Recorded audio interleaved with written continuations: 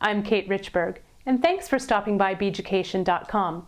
Today, I'm going to share with you how to anneal metal. We're going to work with a variety of metals today, including sterling silver, copper, and fine silver. Annealing is the process of heating metals so they become soft and easy to work with, especially after you've work hardened them. Maybe you're hammering them around a ring mandrel or on a bench block. The annealing will just make all of that go a lot easier. We're also going to use our permanent marker, in this case a Sharpie pen, and once once we mark it on our metal and apply heat to that and the Sharpie disappears, then you know your metal is annealed. Well, if you're ready, I'm ready. So let's get started.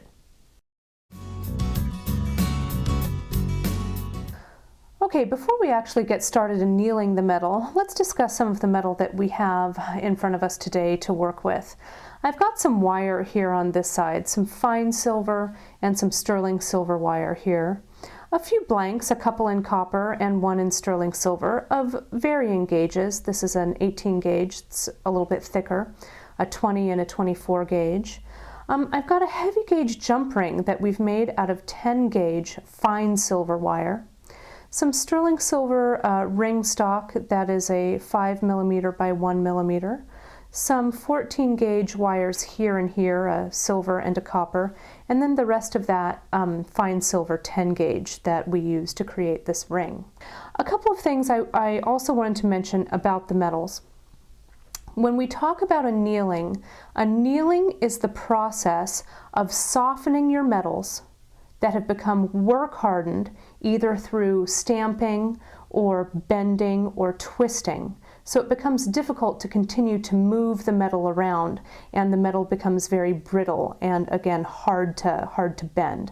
So what annealing does is it rearranges the crystalline structure of the metal itself with the use of heat to make the metal soft again. And let me illustrate that point.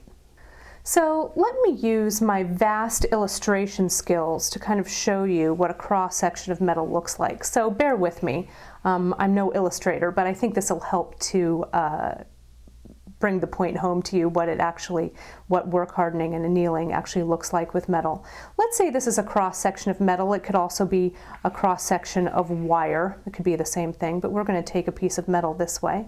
And if we had cut it in half, and let's say after we had hammered that metal, maybe using a chasing hammer or a rawhide mallet or some type of shaping tool like the wrap and tap to really start to shape this piece of metal, the crystalline molecules in the metal start to line up.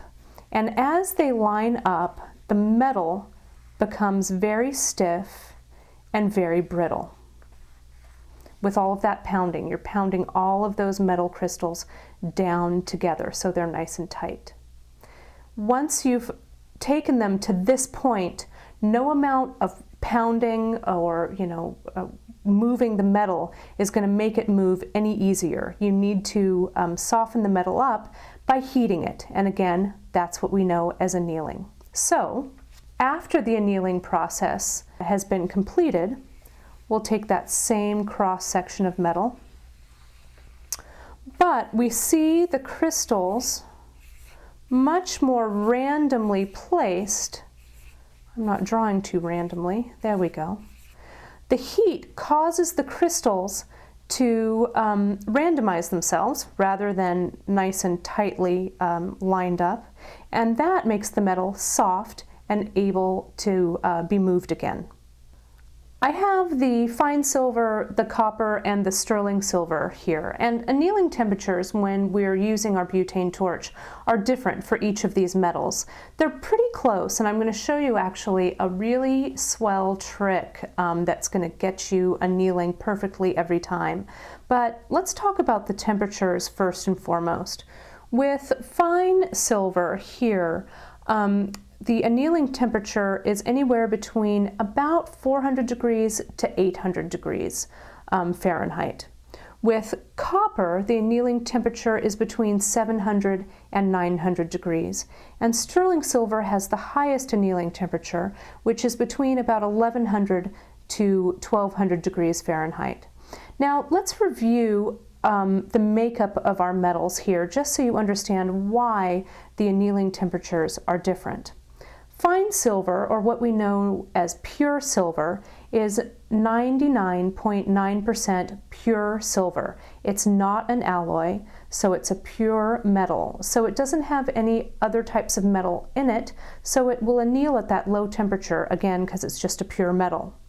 Copper is a stiffer metal, and so it needs a little bit of a higher annealing temperature, again at that about between 700 to 900 degrees.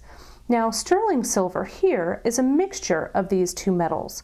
Sterling silver is 92.5 silver and 7.5 copper. So with the addition or the mixture or the alloy of these two metals, this sterling silver piece needs that annealing temperature of 1100 to 1200 degrees Fahrenheit. Now again, the annealing temperature really does depend on also the size of the piece, if the piece is very large or if the piece is quite small. This is some 26 gauge fine silver wire here. That's going to anneal pretty quickly. Whereas this piece here of 5mm sterling silver will take a little more time to reach annealing temperature, obviously because it needs more heat when you're annealing, but also because it's a heavier piece of metal or a larger piece of metal.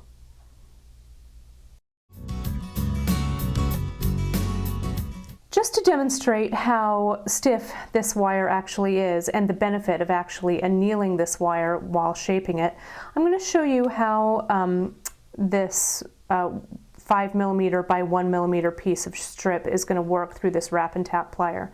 This wrap and tap plier is really just a stepped round nose, has really large round steps on it, and we use that to create rings. We bend wire around with it, as well as this strip here, which is perfect for creating ring bands, or a larger piece would be great as a bangle bracelet. There's a lot of great uses for this wire strip. And of course, all of this can be found online at Beaducation.com.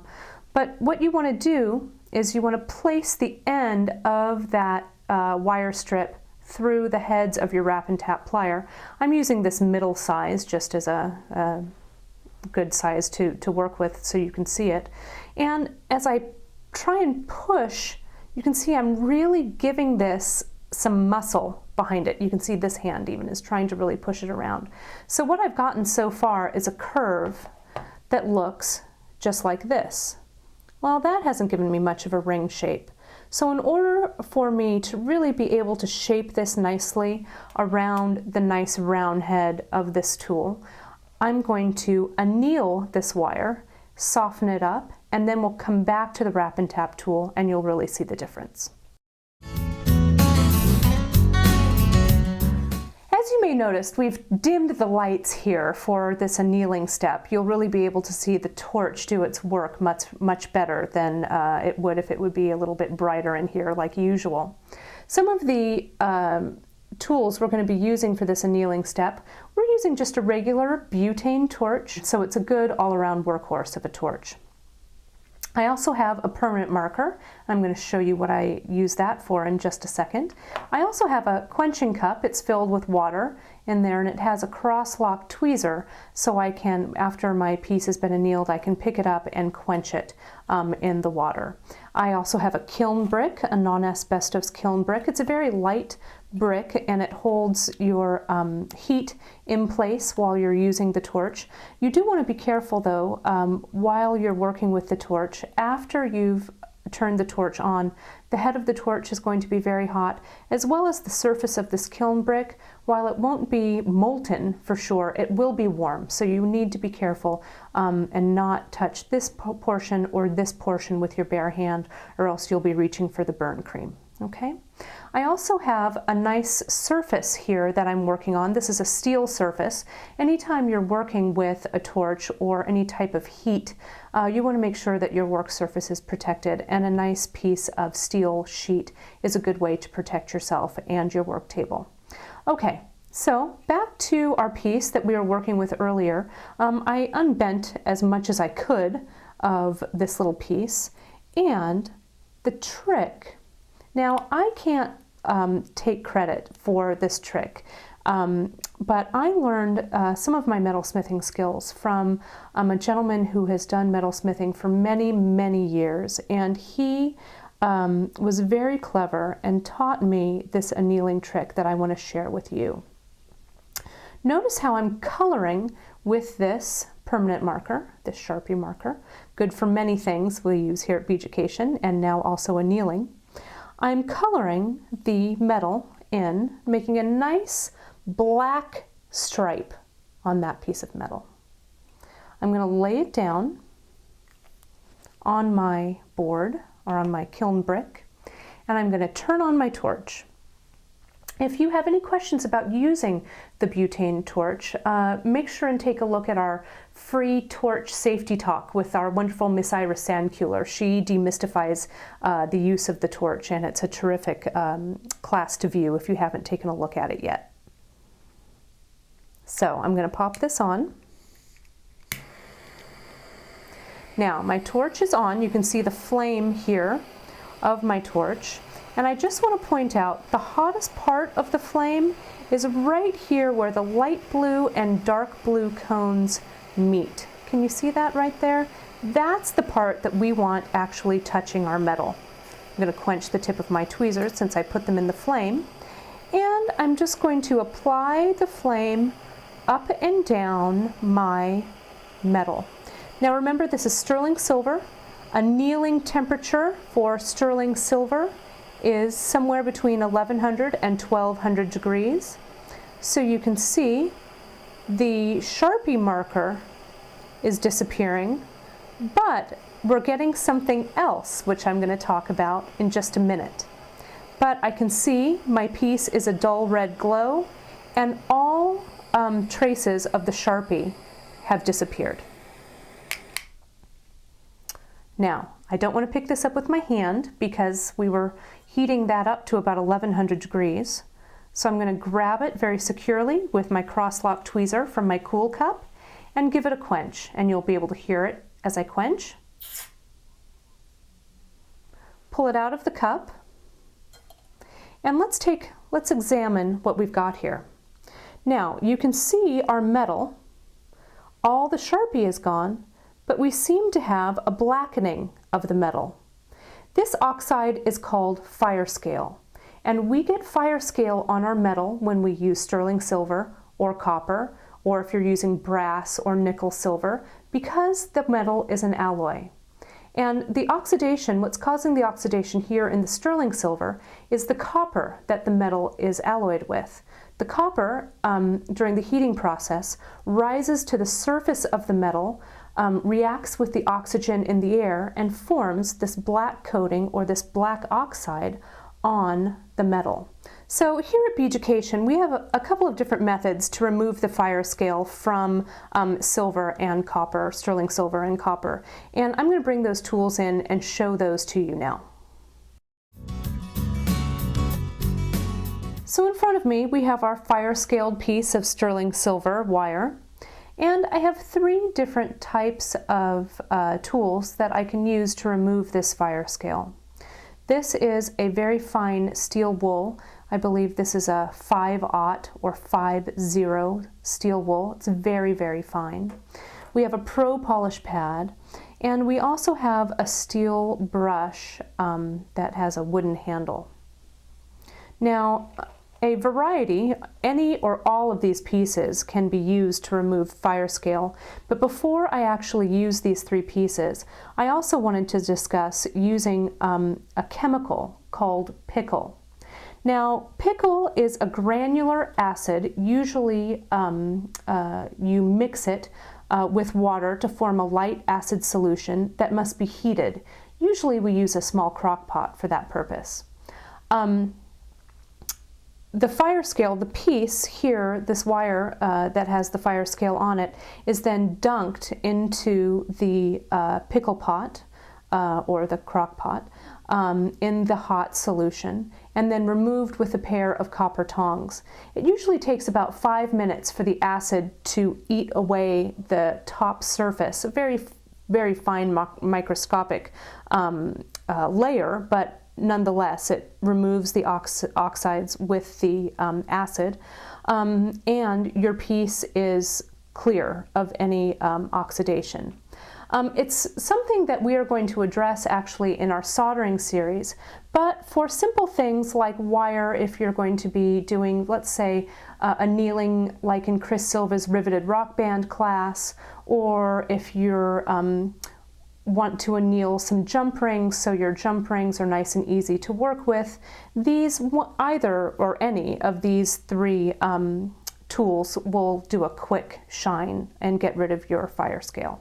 So let's start by using this piece of steel wool. Now I'm going to just rub the steel wool on this little end here of the metal, and I'm rubbing pretty vigorously. If we had thrown this in the pickle pot, we wouldn't have to do any rubbing, but what we want to do is actually remove, and I'm going to put this real close.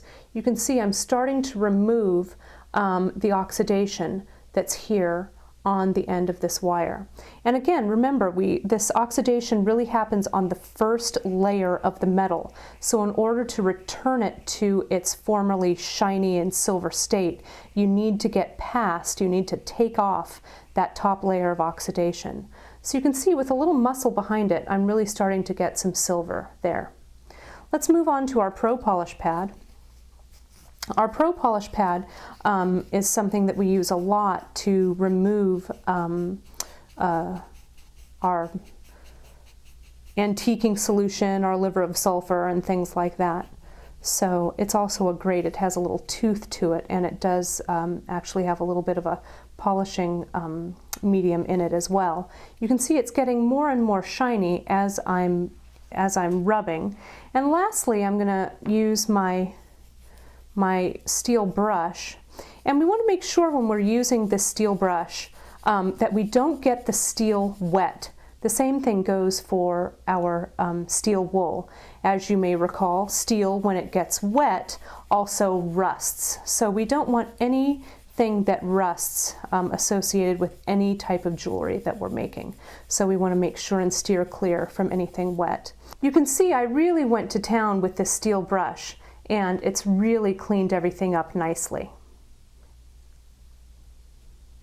We still have some oxidation over here on this side, but this side looks nice and shiny and ready to use. Now we're back with our annealed piece of wire that we've done a little bit of polishing on. I'm not going to polish the whole thing because we're just going to demonstrate how nice and soft this is using the wrap and tap plier. And one thing to remember when you're annealing, you don't have to anneal both sides of this wire. If you remember, I had it laying on the kiln brick. The wire is metal, so it'll conduct heat evenly throughout the piece. So you don't need to flip anything over, you just need to make sure that you're heating it evenly from one side to the other. Now I'm going to pick up my wrap and tap one more time, and remember how I was having some trouble pushing or pulling or shaping this wire around the tool. So I've put my end of my ring stock, my wire right there, and I'm just going to take this and roll, and you can see how quick and easy that was for me to just roll around the head of my tool. So as you can see, annealing, if you were going to try and make this nice round ring piece on the head of this wrap and tap, you'd be working at it probably for 10 or 15 minutes trying to get it really, nice and round and around this barrel. But with the annealing, it went right around just like this was butter. Really easy. Now, annealing with fine silver. This is a fine silver jump ring that I've cut out of 10 gauge wire, so it's really quite stiff and difficult to move. I've already placed my Sharpie marker on this ring, and I'm going to anneal it for you. Now remember, once you see this Sharpie marker disappear, you know that the piece has been fully annealed. So I'm going to anneal this for you really quickly, and I'll be right back, and I'm going to show you the difference that this makes and how I can really close that ring flush after annealing. Okay, so this ring now has been annealed. We're at post-annealing here, and you can see all of the Sharpie marker has gone away with the heat of the torch as the ring heats up. And I'm going to be able to really, just with my fingers, close the gap in that ring, in that jump ring. If I need a little help closing the rest of that gap, I'll just bring in my bent chain nose pliers here and give it a little squeeze to bring it closed. But this way, once that piece or once that ring has been annealed, you're really able to bring the edges closed nice and flush. And again, remember, this is 10 gauge wire. This is pretty thick, so without the annealing it would be pretty difficult to bring that into shape. And one of the last things you want to take note about this ring is, notice how we don't have any FIRESCALE on this ring. That's because this is a fine silver wire that we used. Remember, our sterling silver had FIRESCALE. The fine silver, since it's pure silver, does not have any FIRESCALE after the heating. The last thing I want to share with you is annealing our blanks in order to shape them after they have been stamped. This is a 20 gauge sterling silver blank. You can see the thickness of the gauge there. And you can see I've stamped it. It says love with our heart stamp, our dashed heart stamp there, and little dots. I've used the center punch. Of course, all of those you can find right on Beaducation.com. But you can also see it's a flat piece, and perhaps I want to take this into a domed shape. But you can see as I really try and bend this guy, it's pretty stiff. So I'm going to take it to my torch, anneal, and then we're going to come back with the dapping block and we're going to shape this piece. It'll be a lot easier to shape once it's been annealed. So I'm just going to give this a quick anneal. You can see I've colored over the blank with my Sharpie marker, and we've left the lights on this time, but you can see the black start to fade here. And once the black Sharpie marker has faded, our piece is annealed. And our piece is also FIRESCALEd because this is sterling silver. So I'm going to bring my quenching bowl a little closer to me so I don't have to move it too far. Grab it with my cross lock tweezers and quench. When you quench your piece, make sure it fully goes underneath the water and you hear that kind of little sizzling sound. That ensures that everything is nice and cool before you touch it. I'm going to rotate my brick a little bit here to get to the cool side, so the hot side's over here. And I'll lay this down. Now you can see we've got the FIRESCALE here, but you can also really see the letters and things that I've stamped on it. I'm going to give it a quick brush with our steel brush, and then we're going to hit it with the dapping block, and you're going to see how easy that is to work now that it's been annealed. And before we actually hit it with our steel brush, you want to make sure that this is dry. Don't forget, steel rusts. We don't want any type of rusty metal to touch anything that we're going to be making jewelry from.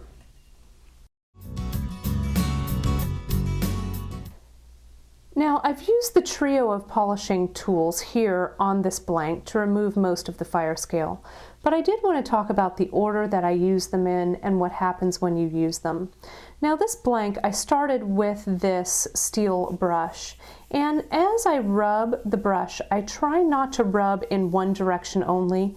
I try to go in multiple directions. You can see I'm actually spinning the blank underneath the brush, or you can move the brush in a circular motion. But I don't want to put any directional scratches into this piece. You can see when I've used the steel brush, it has left some of the brush marks on the piece, which is nice if you like that brush metal look. But if we want to restore this to a pretty shiny surface, I can continue on and use the steel wool. And the steel wool is a little bit finer than that steel brush, and it starts to take away some of the scratches that have been put in by that steel brush. Now the scratches, they're not real deep, so just a quick wiping or polishing. And again, you can see how I'm moving that in a circular motion. When you're polishing a piece, you never really just want to go directionally. I always like to go circular in a circular movement, or if I'm going back and forth, then I want to make sure and go back and forth the other way. So we're getting closer, we're getting shinier, as you can see, fewer scratches, and we're going to close it up by, or finish polishing, by hitting it with this Pro Polish pad. The Pro Polish pad is also something that you don't want to get wet. If the polishing pad starts to get wet and get damp, it just comes apart in kind of a lumpy, gluey mess. So you want to keep it as dry as you can. So make sure before you start this process of polishing that the piece you're polishing is completely dry. So this is coming along pretty well. I'm going to give you a peek here at it, and you can see we're starting to refine our mirror finish on this silver blank. Now you're going to take much more care than I have doing this quick demo on camera. Really make sure that each step that you do nice and carefully, and as you repeat those steps, you're going to have a nice finish on your piece.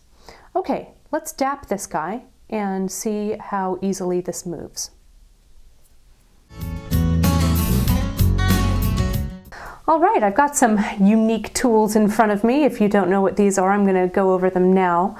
This is a dapping block, and this happens to be a wooden dapping block. Sometimes you see dapping blocks that are also made of metal, but in this case, with the wood dapping block, we want to go ahead and use a plastic mallet. We wouldn't use a metal hammer. The metal hammer will just be too aggressive for the wood and possibly damage your block while you're dapping. Now, if you're wondering what dapping actually means, you can see there's an indentation here in the block. Well, we're going to get our little friend, the blank, here, and we're going to put a dome or a curve in that blank, and we're going to use this little segment right here in the dapping block to do that. So I'm going to put my blank in face down where I've made my stamping, drop it right in. We're going to put the dap right on top of that piece, and I'm going to pick up my plastic mallet, and I'm going to just tap real gently to try and make the piece nice and domed. Now remember, with the annealing process, we've softened up the metal, so our metal's going to move a lot easier than it would have before. Now I can take it out of this dome. You can see it's starting to curve up here. I'm going to take it out of this dome and go to a dome that's a little more deep to give it a little more of a shape. Sorry about the pounding, but we're making some jewelry here. And you can see I'm kind of moving. It's a little bit hard to see with my hand in the way, but I kind of move the piece as I move it around this way. So I'm not just hammering it real flat in here. I'm kind of giving it a nice gentle curve on the edges of the block as well.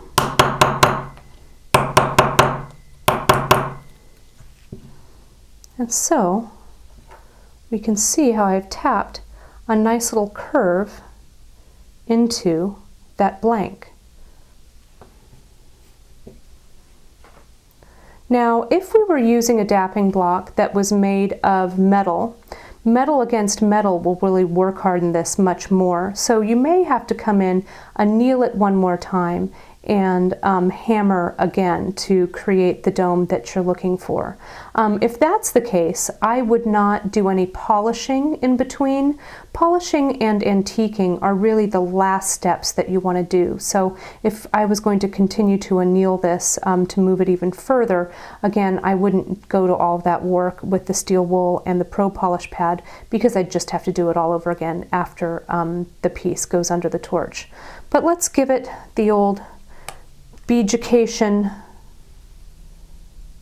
antique by by coloring it in with this Sharpie marker. And this little piece is ready to become a pendant, to solder on top of a ring. Remember that ring that we made earlier, or that we started to shape earlier? That ring band would be a perfect match for this little stamped piece here. And those are some lessons that are going to be coming up soon, so stay tuned for all of those great things in metalsmithing. But we're going to walk before we can run, and understanding the properties of metal and understanding how to anneal pieces is really the walking step. The soldering is definitely the running step. You can see with the Pro Polish pad, this is really going to come to a nice shiny finish here. Again, for a longer term antiquing, you may want to try the liver of sulfur. Liver of sulfur we carry here at Beaducation.com, and it's a great permanent way to antique your pieces. But for camera, to make it fast and easy, we like to use that Sharpie marker. Now you can see I'm going to put it up here with my real dirty hands, but you can see our camera reflected. It's so super shiny. Let's see if I can get it in there for you. But it's nice and shiny. It was all annealed. It's been dapped and shaped, and that's ready to create something out of.